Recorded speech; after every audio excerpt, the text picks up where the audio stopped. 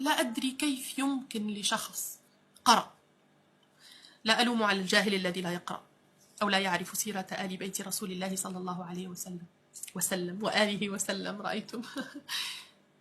لا أعرف كيف ينكر على الإمام الحسين سلام الله عليه ثورته، أو كيف يتفه ما قدمه. لو لم يمت أو لو لم يقتل بهذه القتلة الشنيعة لما بقي ذكر آل البيت. صحيح، لهذا قالت السيدة زينب سلام الله عليه: إنك والله لن تمحو ذكرنا.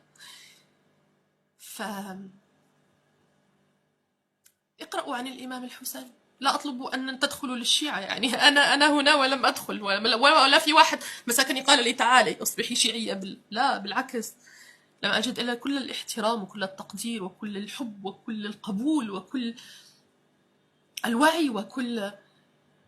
لكن اقرأوا عن آل بيت رسول الله صلى الله عليه وآله وسلم، اقرأوا عن حقيقتهم، اقرأوا. من يقرأ حتى من يقرأ سيرة الإمام الحسين، اعذروني، أنا مشاعري لا تتصور كيف هي في هذه الأيام، يعني من 3 أيام هكذا.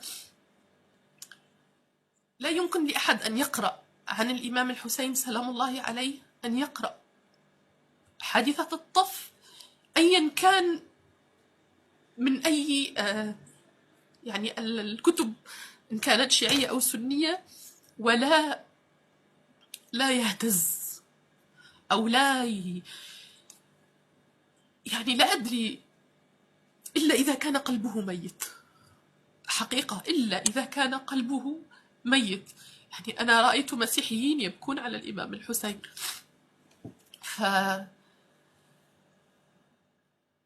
طريقة قتله وكيف قطع رأسه وماذا فعل في نسائه وفي بنات رسول الله،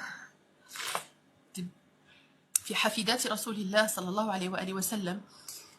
لماذا كل هذا؟ سبحان الله، يعني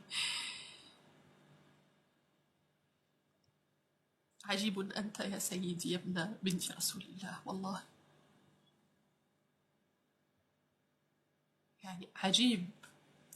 هناك أفكار لا أستطيع أن أترجمها، تعرفون، لعله لما أكتب مقال يكون أسهل بالنسبة لي،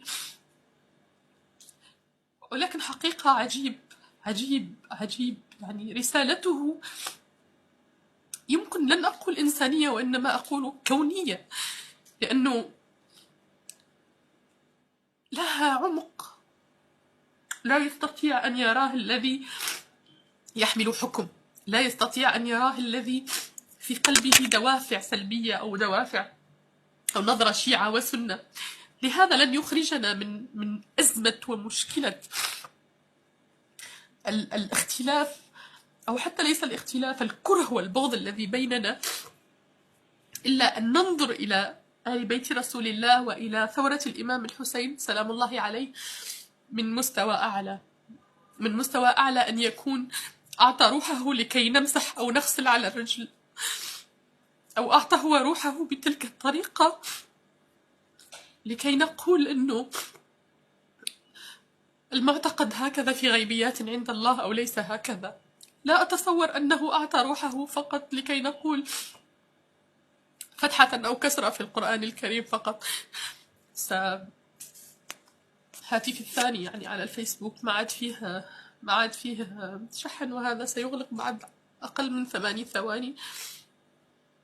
لعله نقوم. اعذروني على كل هذا، والله يعني شيء لا تتصورون، حتى لا تتصورون. المهم سأقول السلام عليكم لأنه سيغلق الهاتف، وإن شاء الله يكون لنا حديث آخر بإذن الله تعالى.